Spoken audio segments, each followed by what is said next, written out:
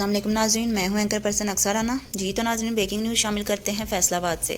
فیصل آباد کے علاقہ تھانہ ٹھکری والا کی حدود میں معمولی تلخ پر جھگڑا، دو گروپوں کے تصادم کے دوران شدید فائرنگ کے نتیجہ میں عبداللہ ولد عبد المجید، معیز ولد عبد المجید سکنہ 276 جیم بے ٹانگوں میں فائر لگنے سے شدید زخمی۔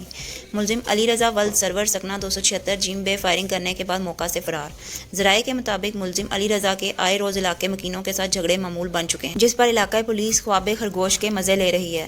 ایس ایچ او ٹھکری والا کی اپنے تھانے میں گرفت کمزور ہونے کے باعث آئے روز چوریاں، ڈکیتیاں، فائرنگ کے واقعات اور قتل و غارت عام ہو رہی ہے۔ علاقہ مکینوں کا کہنا ہے کہ سی پی او تنویر حسین اور آر پی او سہیل اختر سکھیرا سے اپیل ہے کہ علاقہ میں کوئی قابل اور محنتی ایس ایچ او تعینات کیا جائے تاکہ علاقے میں پہلے کی طرح امن کی فضا برقرار رہے۔ سب کی خبر سب سے پہلے ہم تک۔ مزید خبروں اور اپڈیٹس کے لیے ہمارے چینل کو لائک کریں، سبسکرائب کریں۔